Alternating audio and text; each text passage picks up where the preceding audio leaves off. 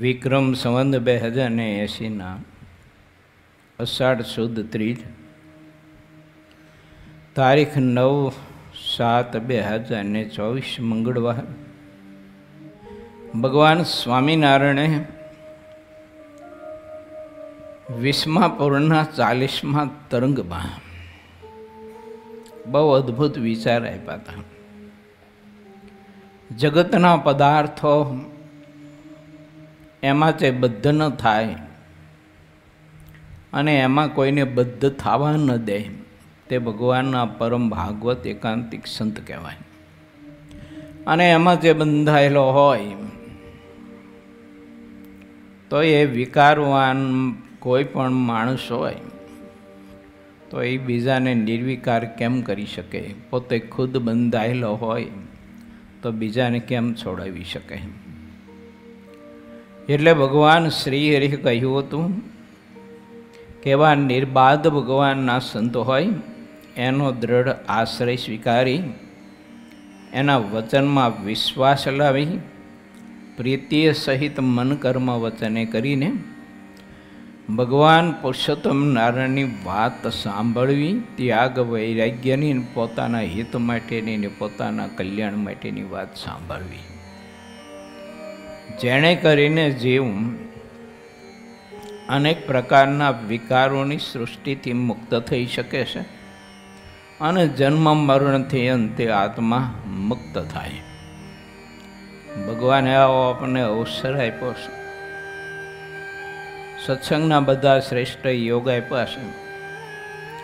હવે આપણા જીવનમાં કોઈ પણ પ્રકારની ખામી ન રહેવી જોઈએ એટલો પુરુષાર્થ આપણે વિવેક બુદ્ધિથી કરવો જરૂરી ખરો.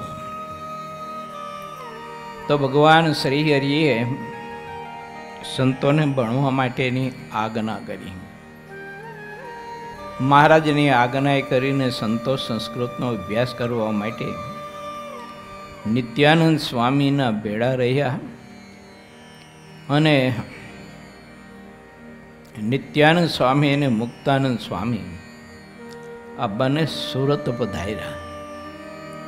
સુરતના હરિભક્તોનો ખૂબ આગ્રહ હતો એટલે મહારાજની આજ્ઞા કરીને આ બંને પરમહંસો પોતપોતાના મંડળો અને ભણનારા સંતોને સાથે લઈને ગયા છે. તે કથામાં આપણે પ્રવેશ કરવો છે અને તે કથા અંતર્ગત એક વિચાર તમને બધાને આપવો છે. સૌ જે કથા સાંભળતા હોય તે પ્રત્યેક હરિભક્તો, બહેનો, યુવાનો, બાળકો અને આજે રૂપાળા ઘનશ્યામ મહારાજની સાનિધ્યમાં સમગ્ર વિદ્યાર્થીઓ તમે બધા બેઠા છો તો એક પવિત્ર સંદેશો તમને આપો છે. આ કથા અંતર્ગત એને યાદ રાખવાનો પ્રયાસ કરજો, એનું મનન કરજો, એનું ચિંતન કરજો તો સાક્ષાત્કાર થાય અને જીવનમાં ઉતારવા માટેનો પ્રયત્ન કરજો. સાંભળેલું જીવનમાં જેટલું આપણે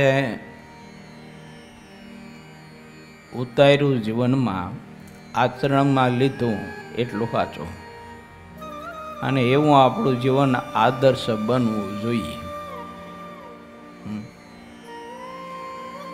એ વિચાર તમારી પાસે મૂકવો છે તો આ કથા અંતર્ગત તે વિચાર હું તમારી પાસે મૂકીશ.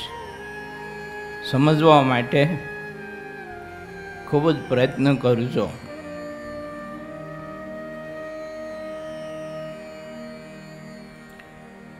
ભણનારા સંતોની પાસે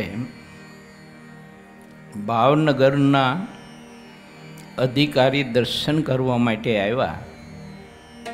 તે કથાનું અનુસંધાન અહીંયા સ્વામી લે છે. તે સમયે નિત્યાનંદ સ્વામી તે રાજાના કારભારી તેજપાલ વણિકને કહ્યું કે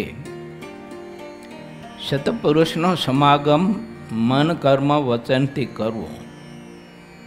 સત્પુરુષના સમાગમથી મુમુક્ષુના હૃદયમાં મોક્ષના અંકુર ઉદય થાય છે.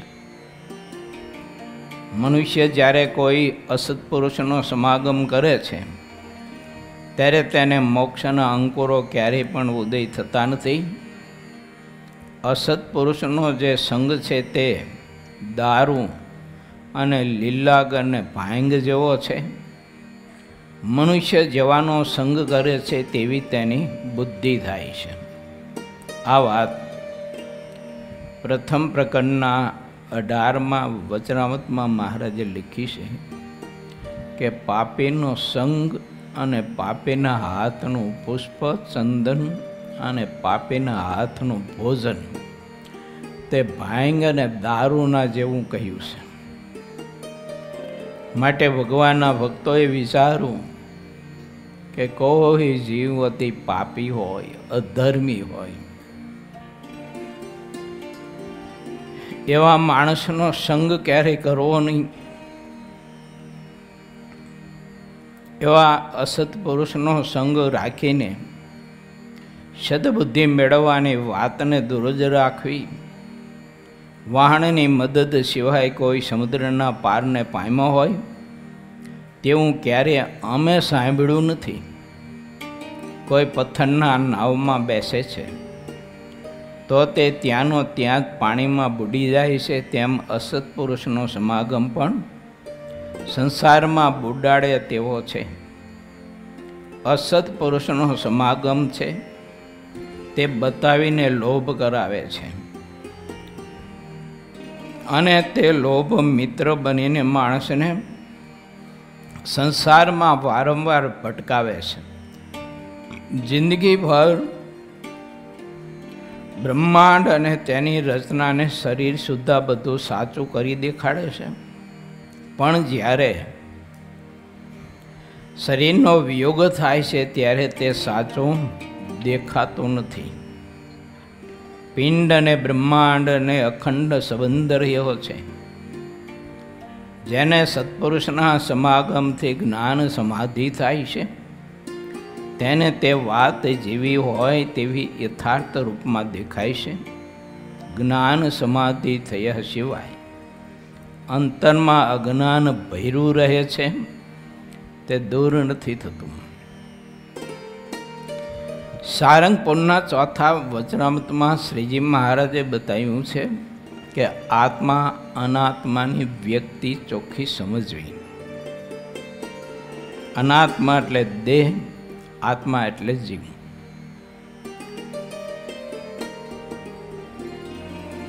ગોબરી સમજણ મહારાજ કે સુખદાયી નથી થતી.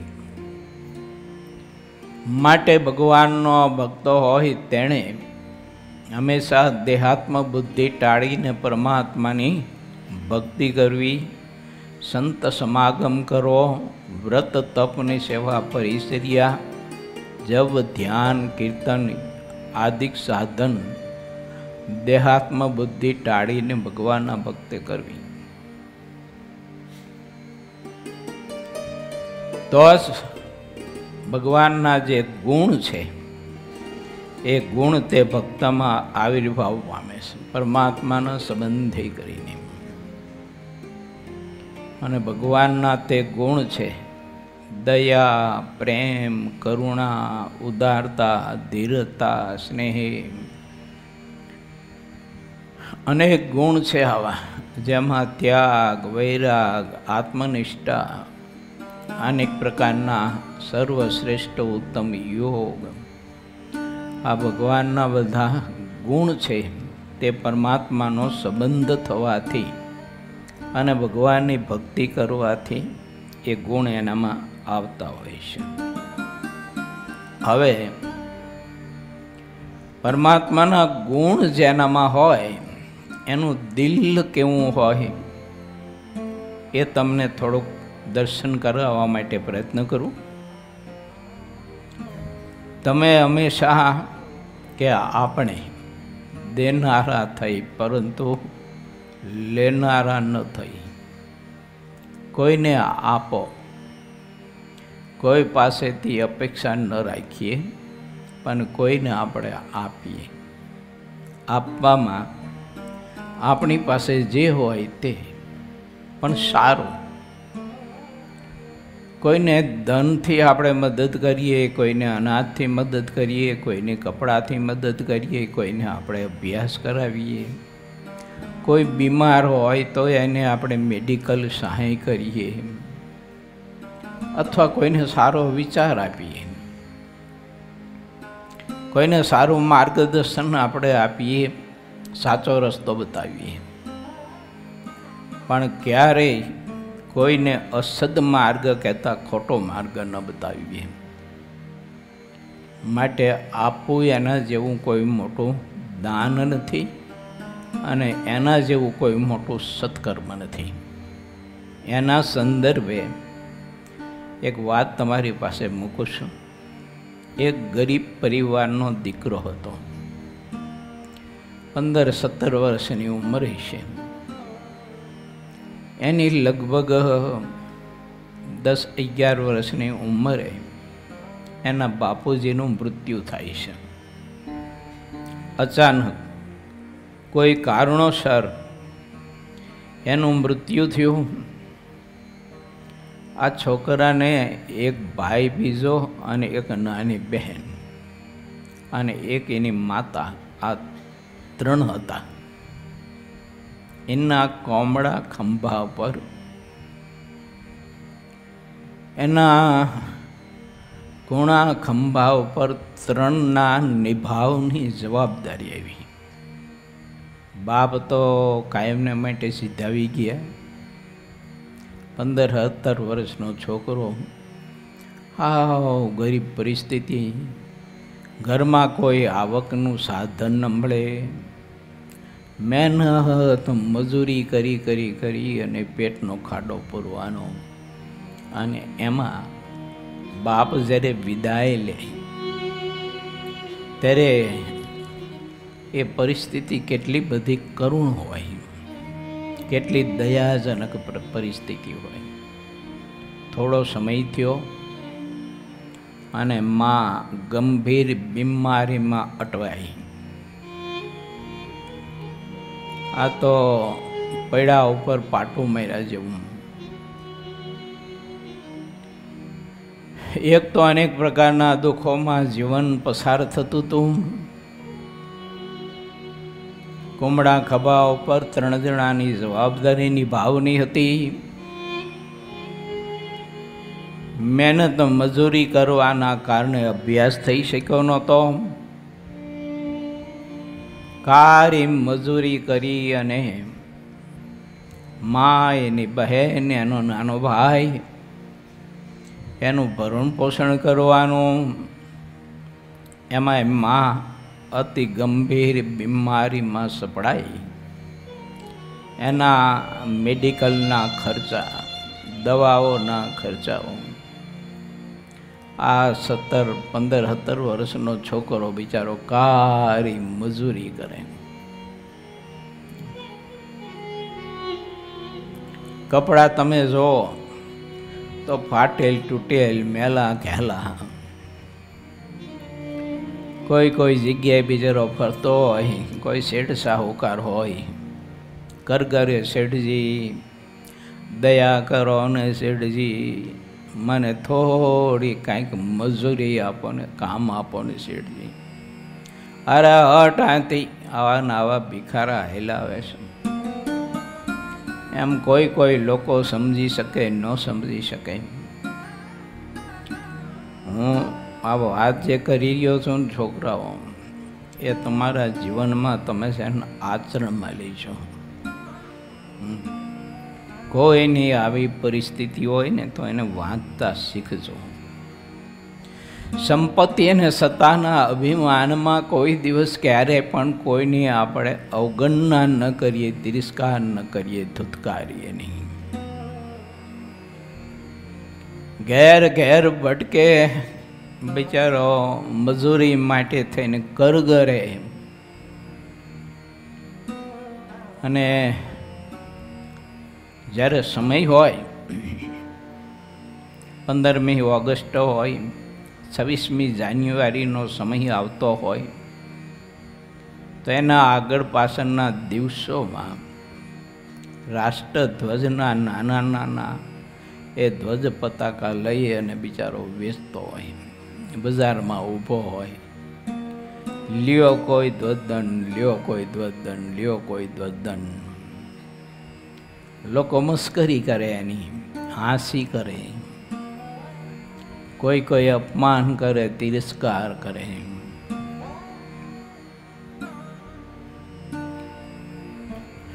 ડામર રોડ એટલા બધા તપી ગયા હોય, પગમાં પહેરવા પગરખા નહીં, ઉઘાડા પગે, ખુલ્લા પગે બિચારો એટલી મહેનત મજૂરી કરે, એટલી બધી મહેનત મજૂરી કરે. આખો દિવસ મજૂરી ક્યાંકથી થોડી ઘણી મળી હોય અને એમાંથી થોડા ઘણા જે કંઈ પૈસા મળ્યા હોય તો એમાંથી કાંઈક લોટ દાળ કે કંઈક શાકભાજી થોડી ઘણી લઈ અને બનાવીને એની મા, એની નાની બહેન, એનો નાનો ભાઈ એને જમાડે. એ જમતા જમતા વધ્યું હોય તો થોડું ઘણું પોતે ખાય, નહીંતર બિચારો ભિક્ષા માગે. આવી પરિસ્થિતિ. બધા ભિક્ષા માગતા હોય ને એ બધા જ લોકો ખોટા હોય એવું નહીં માનતા. આ પછી કોઈ હોઈ શકે, પણ કોઈ કોઈ આવી મજબૂરીમાં જીવન જીવતા હોય છે તો એને સમજવા માટેનો પ્રયત્ન કરવો જોઈએ. પરંતુ લોકો સુખી પરિવારના માણસો, ધનવાન લોકો ત્યાંથી નીકળે, હટ એક બાજુ હટ, ગાડીમાં વચમાં રસ્તામાં ઊભો રહે. અરે શેઠજી, એક તો ધ્વજદંડ લ્યો, એક તો ધ્વજદંડ લ્યો. શેઠજી, ઓ શેઠજી, ઓ શેઠજી. ઓલો ગાડી હંકારીને મારી જ મૂકે.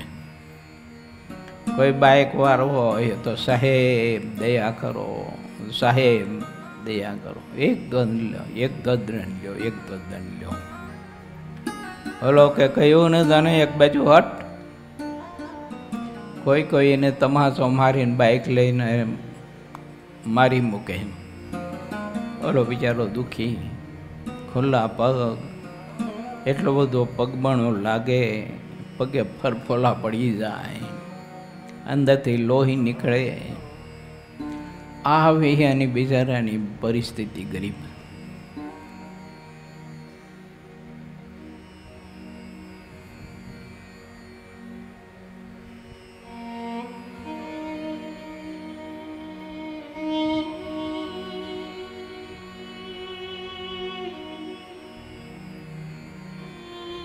એક કોઈ વડીલ નીકળ્યા ગાડી લઈને, બહુ સાદી ગાડી, જૂની, ખડબડી ગયેલી. અને આ છોકરાને બજારમાં આમ તેમ ભટકતા ભટકતા જોયો એને. જન જન પ્રત્યે બિચારો કર કરે, માણસ માણસ પ્રત્યે કર કરે. કોઈ એની પરિસ્થિતિ સામું તો ન જોય, પણ ઉલટાના એની હાંસીથી તિરસ્કાર કરી અને લોકો નીકળી જાય. આ વડીલે જોયું, પણ એનું દિલ એટલું બધું કોમળ અને એની બાલ્યકાળ અવસ્થામાં એ પણ એવી ગરીબ પરિસ્થિતિમાંથી ઉછળીને મોટું થયેલું આ એક વડીલનું ખોડિયું હતું. આ કાયા હતી કે અનેક દુઃખોમાં, અનેક પરિસ્થિતિઓમાં એ પણ કાળી મજૂરી કરી અને જીવનને આગળ ધપાવતા ધપાવતા ધપાવતા એ વૃદ્ધ ઉંમરે પહોંચેલા. એને આ પરિસ્થિતિ જોઈ એટલે સામે કોઈ એક દુકાન છે, બૂટ ચંપલ નહીં, એની પાસે એની કાર ઊભી રાખી. 500-700 રૂપિયાના, 800 રૂપિયાના જે કંઈ જૂતા મળ્યા તેને વેચાતા લીધા. લઈ અને તે બૂટ લઈને બહાર આવે છે. બોલો છોકરો હજી બિચારો લોકોને એક એક વ્યક્તિને કર કરે છે, આંખમાંથી બિચારાને આહું આયલા જાય છે. ભૂખ્યો ને તરીસો છોકરો, એ 15-17 વર્ષની કોમળ કાયા એની બિચારાની. એક બાજુ સતત ને સતત વિચાર આવ્યા કરતા હતા કે મારી માને ભૂખ લાગી છે, મારો નાનો ભાઈ ભૂખ્યો થયો હોય છે, મારી બેન ભૂખી થઈ છે, એને હું આજે કેવી રીતે ખવડાવીશ? આજે મારી પાસે કશું ભાઈ પૈસો મળ્યો નથી, કોઈ મજૂરી મળી નથી, કોઈ ધોરણ લેતું નથી. હું કેવી રીતે મારા ભાઈને, મારી બહેનને, મારી મા બિચારી બીમાર છે, અને એવી જીવ લેણ બીમારી હતી એની માને. દવાના પૈસા નહોતા, જમવા ભોજન કરાવવાના પૈસા નહોતા, તે ફળ ફૂલના ક્યાંથી બિચારાને મળે? કોઈ લારી વાળાને જોવે ફળ ફૂલના, એ ભાઈ એ ભૈયા મને એકાદું સફરજન તો આપો બાપા, એક સફરજન તો આપો, મારી મા બહુ બીમાર છે, મારી માને હું એકાદું સફરજન ખવડાવીશ તો એની આશીષ તમને મળશે. ભાઈ તમારે આખી લારી ભરી છે તો એક સફરજન મને આપો. આપવાનું તો બાજુ પર રહ્યું, પણ તિરસ્કાર કરી અને ધક્કો મારી એને કાઢી મૂક્યા. ને અંદર દાહજનક વેદના હતી. અને ઓલા વડીલ ઓલા બૂટ લઈને આવીને કહ્યું કે લે બેટા પહેરી લે. ત્યારે ઓલો છોકરો હાથમાં બૂટ લઈને જે પહેરતો હતો ને, ત્યારે જાણે પોતે જ ખરીદી અને અતિ કિંમતીમાં કિંમતી બૂટ પહેરતો હોય ને, એટલું બધું એનું મુખ પ્રફુલ્લિત હતું, એટલો એનો આનંદ હતો, એનું હૈયું એટલું હરખાતું હતું.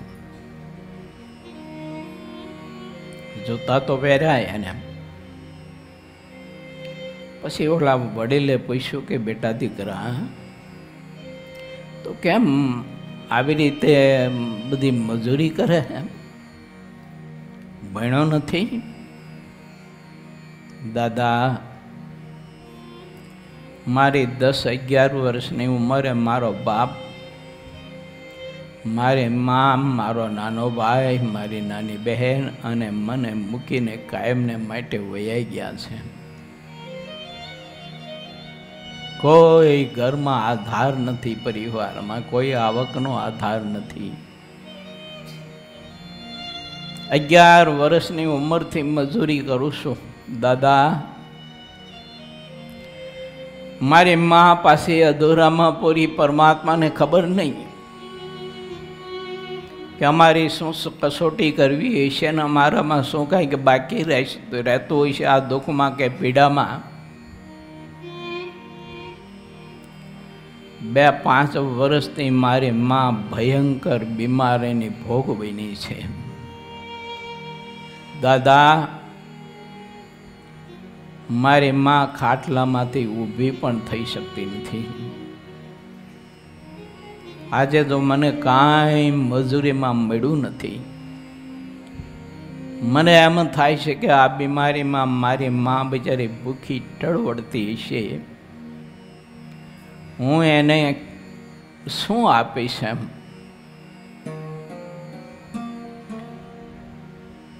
થોડા વડીલના દિલમાં એટલો બધો ભાવ જાગ્યો. એને નવા જૂતા તો આપ્યા, પણ ખીચામાંથી 100 રૂપિયાની નોટ કાઢીને આપી કે લે બેટા, આમાંથી તું તારી મા માટે ફળ ફૂલ, તારા ભાઈ બહેન માટે કંઈક બિસ્કિટ કે આવું કંઈક લઈ અને એને ખવડાવજે, તું પણ ખાજે. ઘણી વાર આપણી બુદ્ધિ કલ્પના ન કરી શકે કે આવા ગરીબ પરિવારમાં પણ કેવી અમીરી હોય છે. એક આવા ગરીબ દિલમાં પણ કેટલી બધી અમીરીને પરોપકાર પીડ્યો હોય છે. માણસ કોઈ વાંચી ન શકે, જેનું સંત દિલો હોય તો વાંચી શકે. યા તો કોઈ એવી પરિસ્થિતિમાંથી પસાર થયેલું દિલ અને એ દિલમાં કંઈક જ્ઞાન ને સમજ હોય તો વાંચી શકે. બાકી આ પરિસ્થિતિ વાંચવી બહુ કઠિન છે. આને તો જાણે આખું સ્વર્ગ હાથમાં આવી ગયું હોય ને એટલો 100 રૂપિયાની નોટ હાથમાં આવવાથી આનંદ આવ્યો. મા માટે થોડુંક ફ્રૂટ, 1-2 સફરજન, એના ભાઈ બહેન માટે થોડાક બિસ્કિટ લીધા. 25-30 રૂપિયાનું આ એને ખરીદ્યું. પાછળ 70 રૂપિયા વધ્યા. લઈને જતો હતો. એમાં એના જેવી ગરીબ પરિસ્થિતિમાં 8 વર્ષનો છોકરો રોડ ઉપર બેઠો હતો. ભૂખના દુઃખથી બિચારો ટળ વળતો હતો. જે નીકળે એની પાસેથી લાંબો હાથ કરે, પૈસા બાપા, એ પૈસા બાપા, એ સાહેબ, એ વળી, એ સાહેબ, કાંઈક થોડોક પૈસો, કાંઈક ખાવાનું મને આપો. લોકો પસાર થતા બધા જ એની સામે જોઈને હાલતા થઈ જાય. આ છોકરો ત્યાંથી નીકળો. એને આ છોકરાની પરિસ્થિતિ જોઈ. એની પાસે 70 રૂપિયા જે વધ્યા હતા ને એ 70 રૂપિયા છોકરાને આપી દીધા. એને કેવું દિલ હશે. જીવન આવું કંઈક કેળવું જો કે આપણે કોઈને આપતા શીખીએ,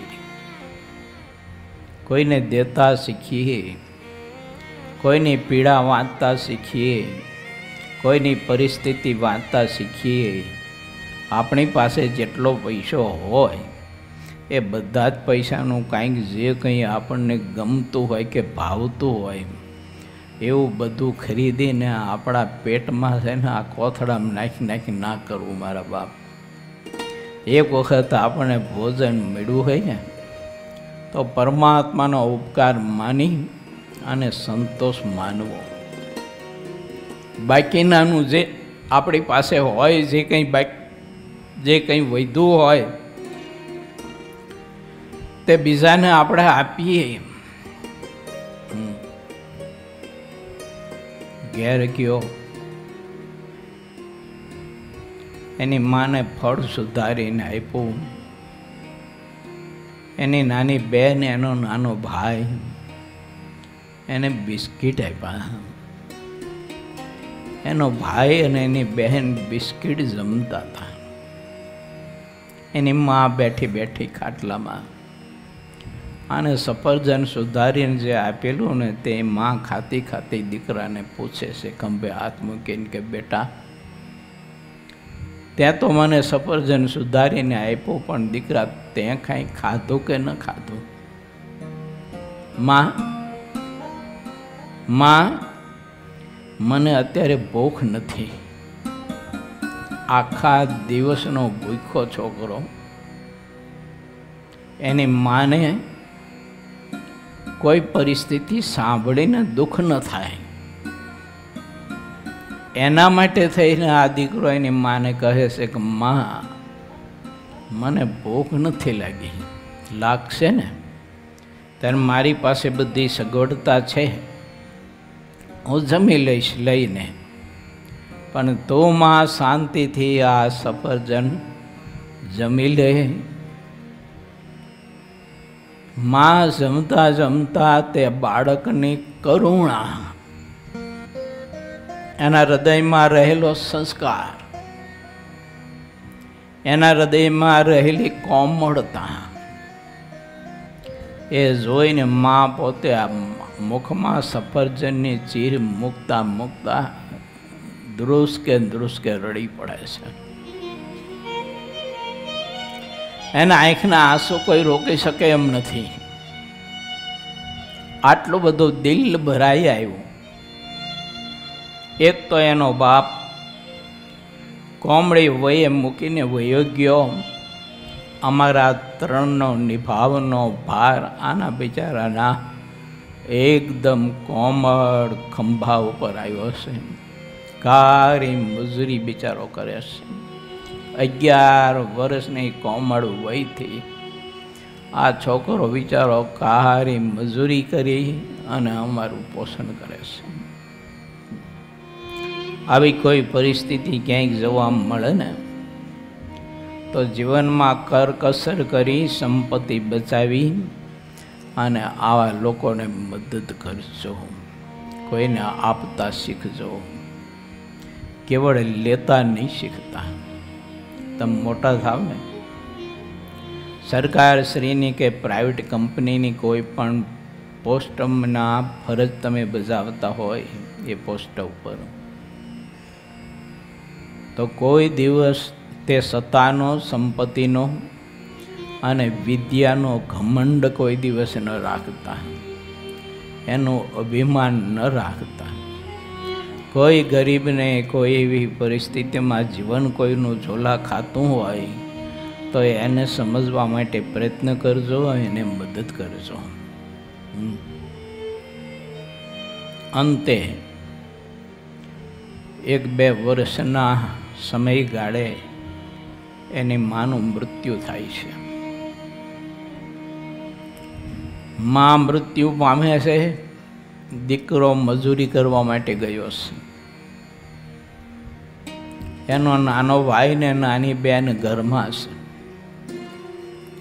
માનું મૃત્યુ જોઈ અને આક્રંદ કરીને રડે છે. પેલો છોકરો તો બિચારો મજૂરી કરવા ગયો છે, એને કોણ સમાચાર આપે કે તારી માની આવી ઘટના બની છે? આ બાજુ બજારમાં ગ્રસ્તના ઘેર દુકાને પેઢીએ બિચારો કરગરતો ફરે છે. શેઠજી દયા કરો, શેઠજી દયા કરો, મને થોડીક મજૂરી આપો, થોડીક મજૂરી આપો, મને થોડીક મજૂરી આપો. મારી માં, મારી બેન, મારો ભાઈ ભૂખ્યા ટળવળતા હશે, અને એને બિચારાને ખબર નથી કે માં તો કાયમને માટે ટળવળવાના બદલે બિચારી ઢળી પડી છે. તારો નાનો ભાઈ ને નાની બેન આક્રંદ કરીને માથા પછાડી અને ઝૂંપડામાં રડી રહ્યા છે. બપોરનો મધ્યાહનનો સમય થયો, કોઈ મજૂરી મળતી નથી. દિલમાં અતિ વેદના અને દુઃખ છે. ત્યારે પરમાત્માને પ્રાર્થના કરે છે કે હે ભગવાન, હે પ્રભુ, તારે જે કસોટી કરવી હોય તે કરજે, પરંતુ આવો ભૂખમરો કોઈને ન દેતો તું. તારે જે કસોટી કરવી હોય તે કરજે ને કસોટીને એરણ ઉપર ચડાવી અને તારે જેટલા ટીપા હોય એટલા ટીપજે, પણ કોઈના ઘરમાં આવો ભૂખમરો ન આપતો. ભૂખમરો આપ તો કોઈના બાપને છીનવી ન લેતો.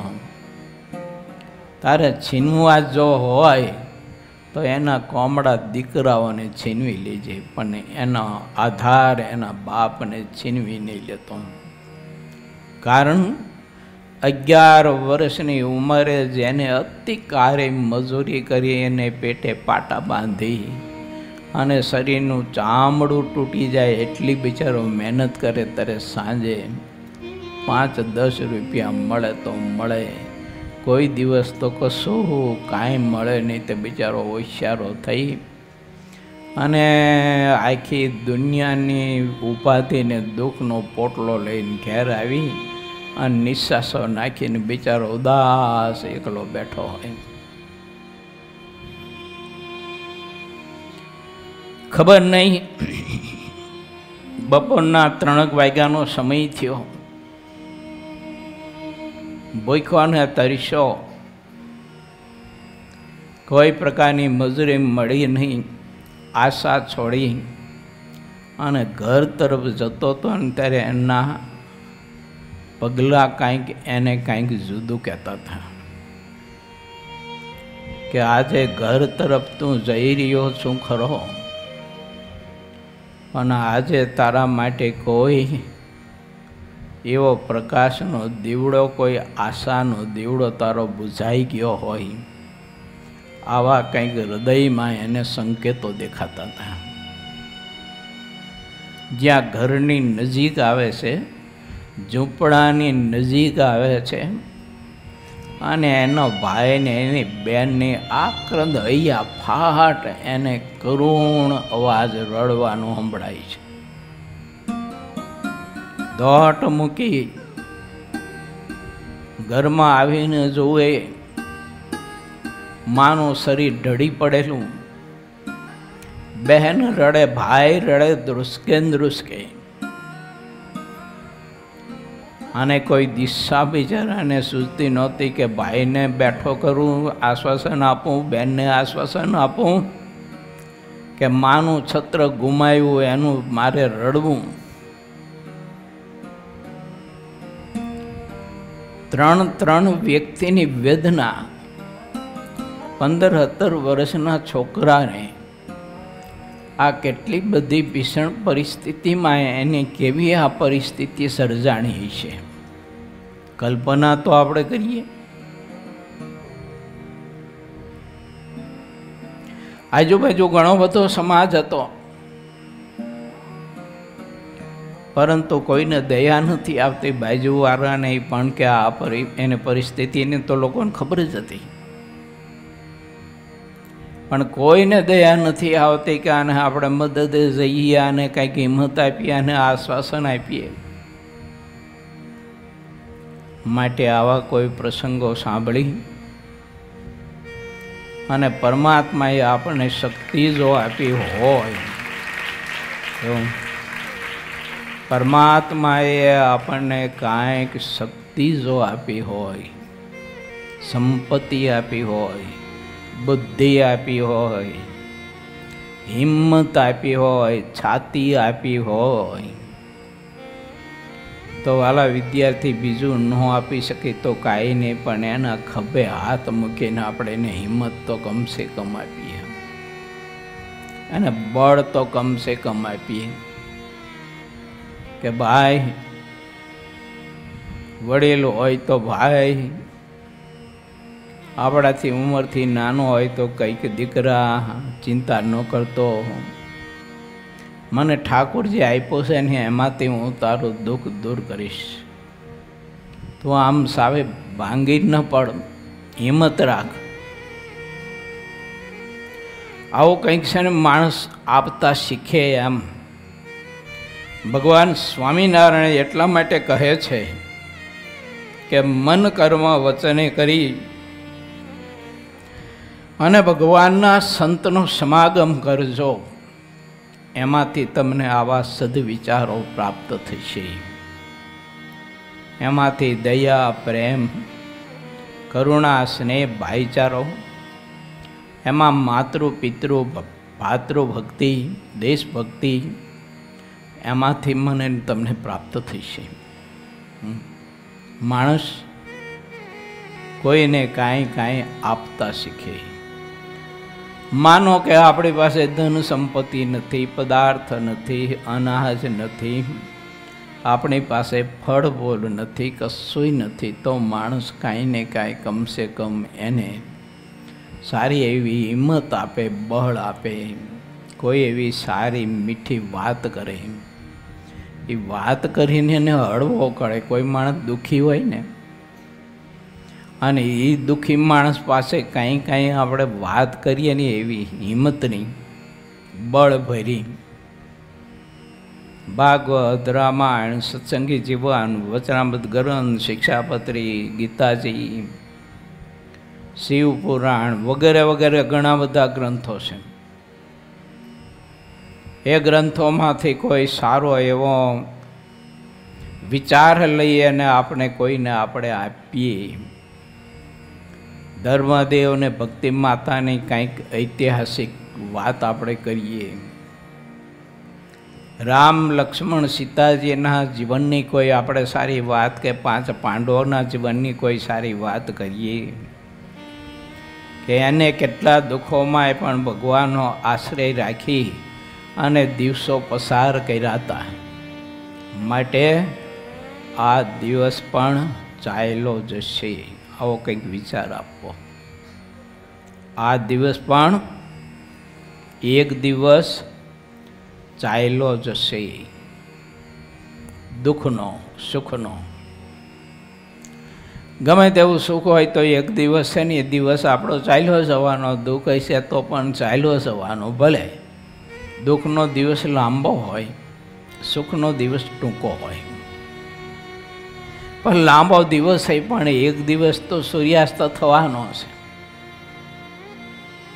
આવી કોઈ પણ બળભરી આપણે કોઈને વાત કરીને હિંમત આપીએ, આ એક મોટું દાન છે, આ એક મોટો પરોપકાર છે.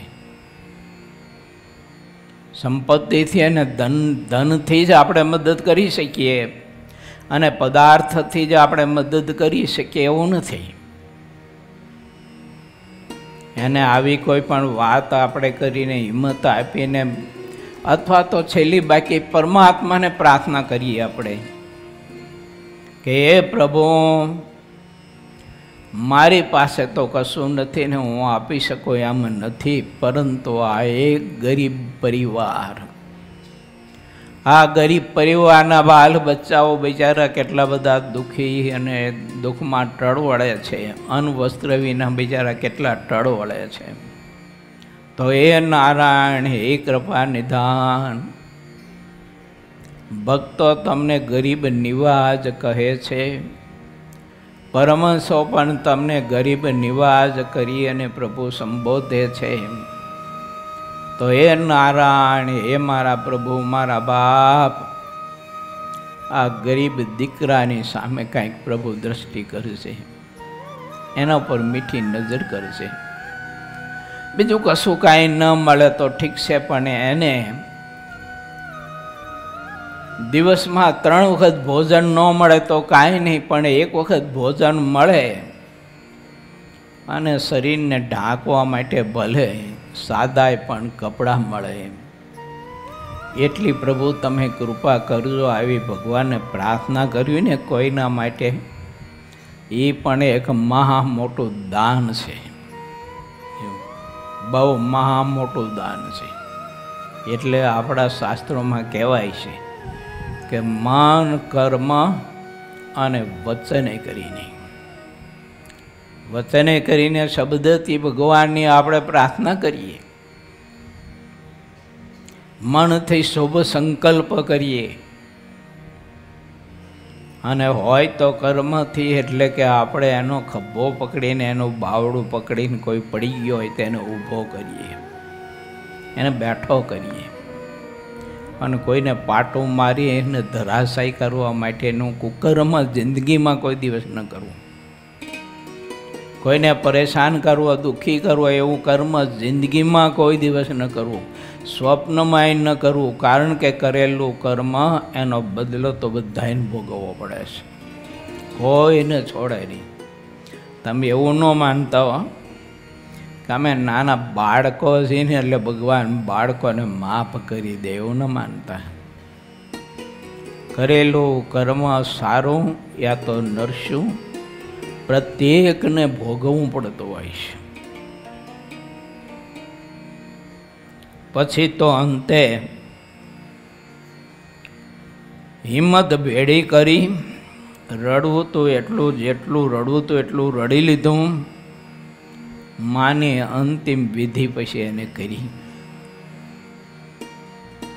અને પોતાનો નાનો ભાઈ અને બહેન, આ બેને મજૂરી કરી કરી કરી કરી અને પોષણ કરીને મોટા કરે છે. આ પ્રસંગ તમારી પાસે મેં એટલા માટે મૂક્યો છે કે તમારા કરતાં એની નાની ઉંમર હતી ત્યારે એનો બાપ એને મૂકીને વહી ગયેલો. 15-17 વર્ષની ઉંમરે એની મા પણ વહી ગઈ, એનો પણ દીવો બુઝાઈ ગયો અને નાની બેન ને નાનો ભાઈ એનું ભરણ પોષણ કરીને મોટા કરવા માટેનો, એનો ઉછેર કરવા માટેનો કારભાર બધો જ આના ઉપર આવ્યો. આવી પરિસ્થિતિ ઘણા બધાની હોય છે. જો આપણે સુરતમાં શાંતિભાઈ વેગડ છે, એના ભાઈ છે મહેશભાઈ અને કાળુભાઈને. એ શાંતિભાઈની લગભગ 14 વર્ષની ઉંમર હતી અને એના બાપુજી એમને મૂકી અને કાયમને માટે સીધાવેલા. અને એ શાંતિભાઈએ સુરત ગયા પછી 2-3 રૂપિયામાં આખો દિવસ પાયા ખોદવાનું, કંઈક ખાડા ગારવાનું, આવું બધું છે ને કારી મજૂરી કરતા હતા. કારી મજૂરી કરતા હોય એમ કરીને એના ભાઈઓ ને એની બહેન એની મા ને બધાનું ભરણ પોષણ કરવાનું. 14 વર્ષની કોમળ વય, તમે વિચાર તો કરો એ પરિસ્થિતિ, એ સમય, એ દિવસો કેવા હોય એમ. એટલે આવું જીવન ઘણા બધા માણસો ગુજારતા હોય છે. માટે મારા વાલા વિદ્યાર્થીઓ, સમજણ કેળવજો, જીવનમાં કરકસર કરજો, સંપત્તિ ખોટી વેડપતા નહીં, બગાડતા નહીં. થાય તો ધન સંપત્તિથી, અન્ન વસ્ત્રથી કોઈને આપણે મદદ કરીએ, એ આપણી પાસે વ્યવસ્થા ન હોય તો મેં કહ્યું તેમ પરમાત્માને આપણે પ્રાર્થના કરીએ, કોઈના વતી આપણે ભગવાનનું ભજન કરીએ, કોઈના માટે 1, 2, 5 માળા કરીએ. હે પ્રભુ, આ બિચારા ગરીબ પરિવાર છે તો એનું પ્રારબ્ધ બદલાય, આ 5 માળાનું ફળ હું એને અર્પણ કરું છું. આ તો એક મહા મોટું દાન છે. આવું તો કોઈ મોટું દાન નથી. ભગવાન સ્વામિનારાયણે લખ્યું છે શિક્ષાપત્રીમાં, દિનજનને વિશે દયાવાન થવું. દિનજનને વિશે દયાવાન થવું. ચાલો, શ્રી હરિચરિત્રામૃતના ગ્રંથના આ વિચારોમાં આપણે આગળ પ્રવેશ કરીએ. એક ભગવાનનું જ તાન રાખે તે મહાન છે. કોઈ પણ પરિસ્થિતિ હોય ને, આપણી ગરીબ પરિસ્થિતિ હોય, સારી હોય, ધનવાન હોય, સુખી હોય, શરીરથી તંદુરસ્ત હોય, શરીરથી બીમાર હોય, કોઈ પણ અવસ્થા હોય, પણ પરમાત્માની ભક્તિ કરજો ખૂબ. અંતે તો જીવને પરમાત્માની ભક્તિ સહાય કરશે, પ્રભુ સહાય કરશે. ભગવાન સિવાય બીજા માયિક પદાર્થમાં જ્યાં સુધી જેને તાન રહે છે, ત્યાં સુધી તેના અંતરમાં અપાર અંધકાર રહે છે. જ્યાં સુધી ભગવાનમાં તાન થતું નથી, ત્યાં સુધી બ્રહ્માંડના ઈશ્વર હોય તો પણ તે અત્યંત અલ્પ રહે છે. અસત્ય વાતના સંગથી ક્યારેય ભગવાનમાં મતિ થતી નથી, તેવું સમજી રાખવું જોઈએ. સંતોની વાત સાંભળીને તેજપાળ કારભારીને ભાવ થયો અને પોતાને ભવને પધરામણી કરાવીને તેણે અલભ્ય લાભ લીધો. તેજપાલે નવું ભવન કરાવ્યું હતું, તેના માળ ઉપર સંતોની પધરામણી કરાવી. ભગવાનની વચ્ચે હિંડોળો, ભવનની વચ્ચે હિંડોળો બાંધ્યો હતો, તેના ઉપર નિત્યાનંદ સ્વામીને બેસાડ્યા અને કેસરીયુક્ત ચંદન લાવીને પ્રેમથી પૂજા કરી. ફૂલના હાર પહેરાવ્યા, વસ્ત્ર ઓઢાડ્યા. સંતોને ભગવાનના લાડીલા સમજીને ધૂપ દીપ આરતી પણ કરી. કારભારીએ વિવિધ પ્રકારના મેવા મીઠાઈ પ્રેમથી આગળ ધર્યા અને પછી સંતોની સાથે જઈને તેમને વહાણમાં બેસાડ્યા. વહાણનું જે ભાડું હતું તે કારભારી તેજપાલે આપ્યું અને પોતાનું કામ સુધારી લીધું. બીજા હરિભક્તો જે સાથે આવ્યા હતા તે સંતો જ્યારે વહાણમાં બેઠા ને વહાણ ચાલ્યું ત્યાં સુધી રોકાયા અને પછી પાછા વળ્યા. પછી સંતો તત્કાળ સુરત આવ્યા. સંતોમાં બુદ્ધિ અને સાધુતાના ગુણો ઘણા બધા વિશાળ હતા. સહુ સંતો મંદિરમાં જ્યારે આવ્યા ત્યારે તેમણે દેખીને ત્યાં રહેતા સંતો મનમાં અતિ રાજી થયા. મુક્તાનંદ સ્વામી અને બ્રહ્માનંદ સ્વામી તથા બીજા સંતો જે હતા તે ચૈતન્યાનંદ સ્વામી આદિ સંતોને પરસ્પર ભેટ્યા અને નિત્યાનંદ સ્વામીએ શ્રીહરિનું જે વૃત્તાંત હતું તે સહુ સંતોને કહ્યું. શ્રીહરિના વૃત્તાંત સાંભળીને બધા સંતો રાજી થયા. જે શ્રીહરિની પ્રસાદી લાવ્યા હતા તે સંતોને આપી. શ્રીહરિએ પત્ર બીડીને જે આપ્યો હતો તો તે વખતે મુક્તાનંદ સ્વામીને આપ્યો. મુક્તાનંદ સ્વામીએ તે પત્રને પોતાના માથે ચડાવ્યો. પહેલાં તે પત્ર મનમાં વાંચ્યો. મુક્તાનંદ સ્વામીના ઉપર લખેલા પત્રમાં બ્રહ્માનંદ સ્વામીનું નામ લખ્યું હતું. બે વણિક ભક્ત ગોવિંદભાઈ અને લક્ષ્મીચંદ શેઠ, ગણબી ગિરધરભાઈ અને ભગવાનજી ખત્રીને સુરતના બધા હરિભક્તોમાં જે 4 મુખ્ય હતા તેમના નામ પત્રમાં લખ્યા હતા. જ્યારે બધા હરિભક્તો આવ્યા ત્યારે તે પત્રની બધી વાત કહીને મુક્તાનંદ સ્વામીએ તે પત્ર જાહેરમાં વાંચ્યો. પત્રમાં લખ્યું હતું કે અમે જે 4 સદ્ગુરુઓને સુરતમાં મોકલ્યા છે તેમની ઘણા આદર ભાવથી પૂજા કરવી તેવી અમારી આજ્ઞા છે. તમે જેવા ભાવથી અમારી પૂજા કરો છો તે રીતે જ ધન અને ઘરણા સિવાયની બધી પૂજા ભાવથી કરજો અને પ્રેમથી સંતોને માટે વાહન લાવજો. સદ્ગુરુઓને વાહન લાવ્યા સિવાય ઘેર પધરાવવા નહીં. ગાડી, રથ, બગી, મ્યાના જે સહેજે મળે તેના ઉપર સદ્ગુરુઓને ભાવથી બેસાડવા. જો વાહન ન મળે અને ઘર સાંકડું હોય તો મંદિરમાં સંતોને માટે રસોઈ કરાવીને જમાડવા. અને જે ગરીબ હરિભક્ત હોય તેમણે રસોઈ આપવી નહીં. મનમાં ઘણો પ્રેમ રાખીને સદ્ગુરુને ફૂલના હાર ધરાવવા.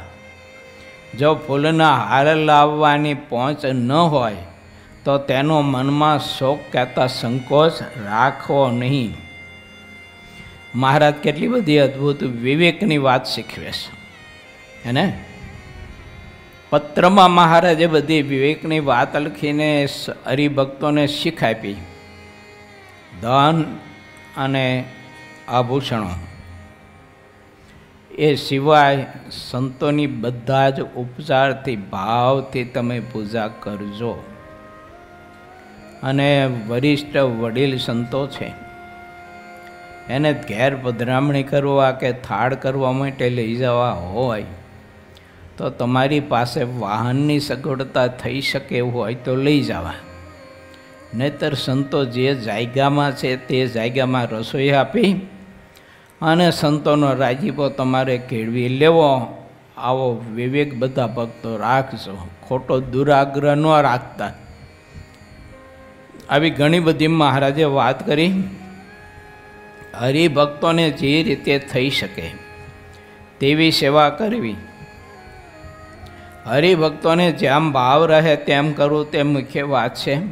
જેણે કરીને હરિભક્તોને ભાવ ઘટે તેવા વર્તન કે વાત ક્યારેય કરવી નહીં. કારણ કે હરિભક્તોના સત્સંગનો મૂળ ભાવ રહ્યો છે. જો ભાવ જતો રહે તો તે હરિભક્ત રહે નહીં.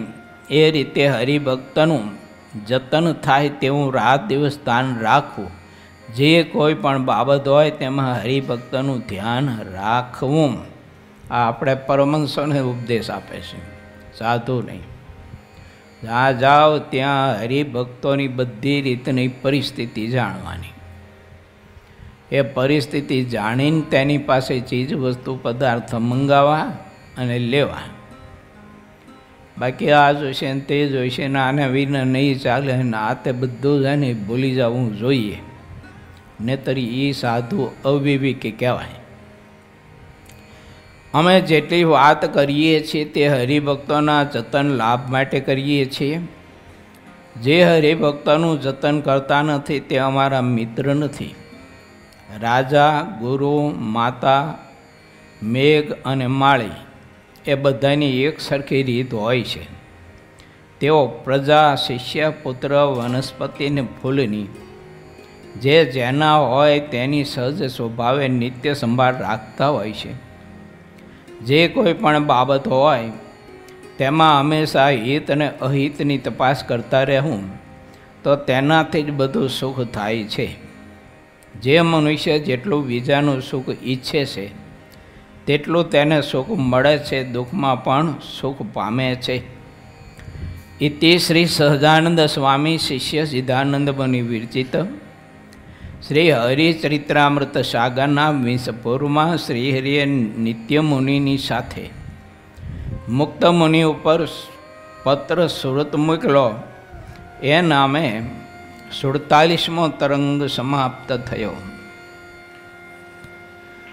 બોલો વિદ્યાર્થીઓ, તમે મોટા થાઓ.